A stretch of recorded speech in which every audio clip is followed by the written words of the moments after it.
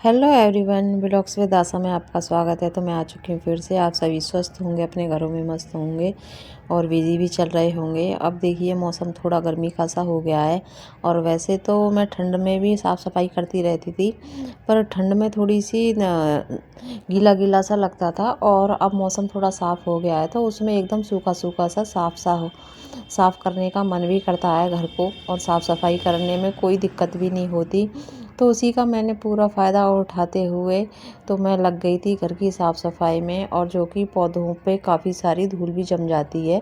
ये जो indoor plants हैं इन पे बहुत जल्दी डस्ट हो जाती है। अगर इन्हें डस्टिंग ना की जाए और ना इन्हें वॉश किया जाए तो ये एकदम मुरझाए से हो जाते हैं। और देखिए साफ़ सफाई सभी को पसंद होती है, देखिए इंसानों को भी होती है और पौधों को भी होती है। और मेरे पौधों की कई दिनों से साफ़ सफाई हो नहीं रही थी, तो इसीलिए कुछ पौधे मेरे मुरझाए से हो गए थे। ये इंडोर प्लांट्स हैं जो कि पानी में लगे हुए थे, तो मैंने फिर से इनको नहलाया धुलाया और फिर से मैंने जो ख़राब हो चुके थे वो मैंने निकाल दिए, और अच्छी अच्छी टहनियाँ दोबारा से, मेरे बड़े प्लांट हैं मनी प्लांट के, उसमें से कट करके दोबारा से मैंने फ्रेश डंडियाँ लगा दी थी, जो कि अब वो पूरी गर्मियाँ बड़े अच्छे से चलेंगी। क्योंकि सर्दियों के मौसम में ये इंडोर प्लांट हों या आउटडोर प्लांट हों, सारे पौधे ही मतलब मुरझाए से और बेकार से हो जाते हैं और खिले खिले नहीं रहते हैं, चाहे इनकी कितनी भी देखभाल कर लो। 2 महीने तो ये मतलब टेंशन में चले ही जाते हैं सर्दियों की वजह से और पाले की वजह से। और देखिए कुछ पौधे मेरे पास ऐसे हैं जिनका मुझे समझ नहीं आ पाता कि पाले से ये पौधे ख़राब हो गए थे, और मुझे काफ़ी टाइम लगा जब यह समझने में किसी किसी पौधे को। तो उस पौधे को, मेरे कई सारे पौधे मर भी गए थे जो कि मैंने सर्दियों में बाहर रख दिए थे, तो वो मर चुके थे। तो अब मुझे तब जाके उसका थोड़ा समझ आया कि हाँ ये न इसको पाले से और ठंड से बचाना चाहिए था मुझे। अब पर मैं आगे से इस बात का ध्यान रखूँगी। चलिए जो हो गया सो हो गया। देखिए गलत हुआ चाहे सही हुआ, हाँ पर एक सीख ज़रूर देकर गया जो मेरे पौधे मर गए हैं ठंड की वजह से, तो आगे से मैं ऐसा नहीं करूँगी। और देखिए घर की साफ़ सफाई है ये बहुत ज़रूरी होती है, और जब ये पौधे हरे भरे लगते हैं ना घर में और वॉश होके लगते हैं तो बड़ा ही अच्छा लगता है देखने में, और बड़े प्यारे लगते हैं, और ऐसा लगता है कि जैसे ये अपने पास बुला रहे हों, तो इन्हें देखने का भी मन करता है। और देखिए इसी के साथ मेरी काफ़ी सारी साफ़ सफाई हो चुकी थी और धीरे धीरे मैं न कर रही थी, और क्योंकि ऐसी कोई जल्दबाजी कर नहीं रही थी क्योंकि अब दिन काफ़ी बड़ा हो जाता है, तो इसमें मैं ऐसी कोई जल्दबाजी नहीं करती हूँ और आराम आराम से अपने काम को बड़े मन से करती हूँ, जो कि मुझे अच्छा भी लगता है।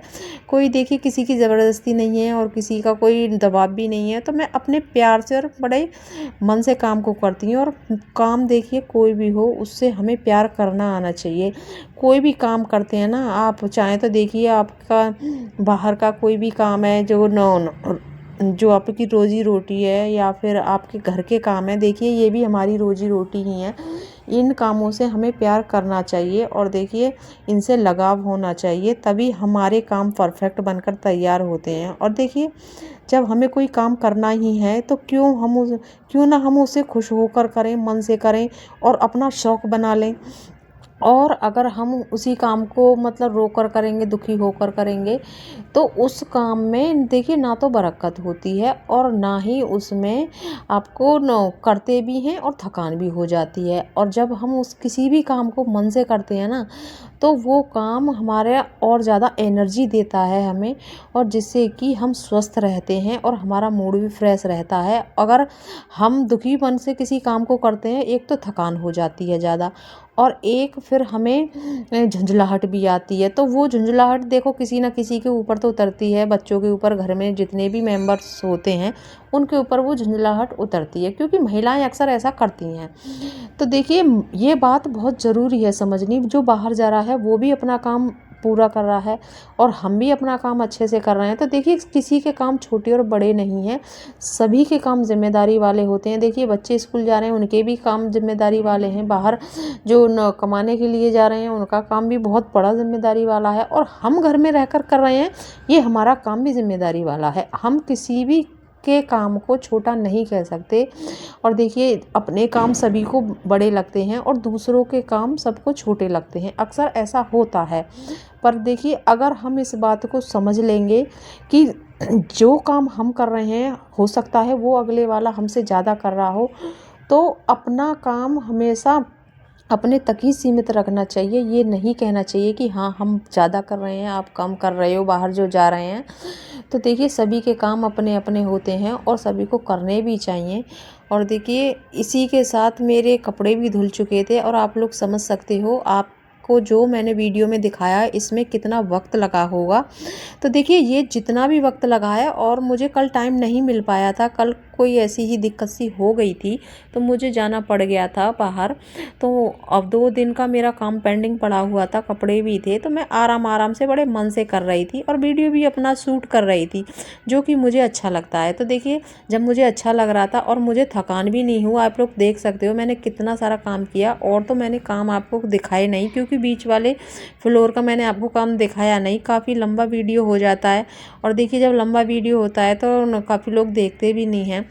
और देखिए आपसे एक बात मैं पर्सनली कहना चाहूँगी, जो लोग मेरे चैनल पर नए हैं और जो पुराने हैं, प्लीज़ अगर आप चैनल को सब्सक्राइब कर लेते हैं तो उसे अनसब्सक्राइब ना करें, क्योंकि काफ़ी दुख सा होता है। और देखिए चाहे छोटा यूट्यूबर हो या बड़ा यूट्यूबर हो, सभी को इतना ही वक्त लगता है और सभी की इतनी ही मेहनत लगती है। तो प्लीज़ ऐसा ना करें। अगर आपका मन नहीं करता किसी को सब्सक्राइब करने का तो प्लीज़ मत कीजिए, पर सब्सक्राइब करने के बाद उसे अनसब्सक्राइब ना करें, क्योंकि थोड़ा दुख सा भी होता है इस बात से।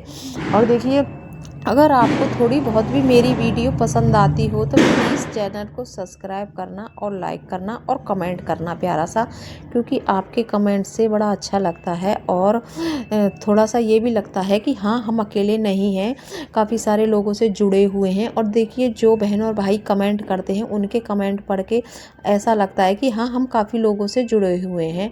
देखिए अक्सर घर की महिलाएं ज़्यादातर अकेली रह जाती हैं घर में, जैसे कि मैं हूँ, मैं अपने ही की बातें कर रही हूँ, क्योंकि देखिए मैं अक्सर अकेली रह जाती हूँ घर में, क्योंकि बच्चे स्कूल कॉलेज चले जाते हैं और सभी बाहर चले जाते हैं तो काम से, और फिर मैं अकेली रहती हूँ। तो देखिए उस टाइम को मैं पूरा इंजॉय करती हूँ, ऐसा नहीं है कि मैं दुखी होती हूँ या फिर मैं बोर हो रही हूँ, नहीं। क्योंकि देखिए मैं ब्लॉग भी बनाती हूँ और ब्लॉग बनाने के साथ साथ मैं आपसे वीडियो के माध्यम से बातें भी कर लेती हूँ, और कुछ भाई और बहनों के जब कमेंट आते हैं उनके मैं पढ़ भी लेती हूँ और रिप्लाई भी देती हूँ।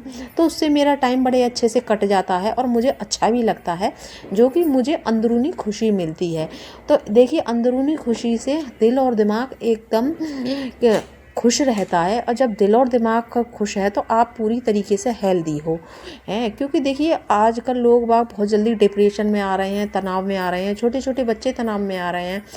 तनाव में देखिए लोग इस वजह से आ जाते हैं क्योंकि उनको अपना टाइम यूज़ करना नहीं आता है, वो हमेशा दूसरों के बारे में ही सोचते रहते हैं, क्या कर रहा है क्या नहीं कर रहा है। तो देखिए ये टाइम बिल्कुल बेकार है सोचना ये बातें कि दूसरा क्या कर रहा है। देखिए जो कर रहा है वो कर रहा है, आप अपने लिए सोचो आप क्या कर रहे हैं। आप इस टाइम को जितना वेस्ट कर रहे हो दूसरे के चक्कर में कि हाँ वो क्या कर रहा होगा, तो इस टाइम को आप अपने लिए भी यूज़ कर सकते हो, जो कि आपकी ज़िंदगी को बड़ा अच्छा बना देगा और आपको खुशी भी मिलेगी, और हो सकता है आपको आने वाला समय आपका इससे भी अच्छा कटे। तो देखिए जब हम लगातार किसी काम को लेकर मेहनत करते रहते हैं तो देखिए सक्सेस तो मिलती है, चाहे वो देर से ही मिले तो चाहे थोड़ी मिले। मैं ये नहीं कह रही कि ज़्यादा ही नाम हो किसी का भी है या फिर मेरा हो, और जो भी जितना भी सक्सेस मिलता है वो हमारी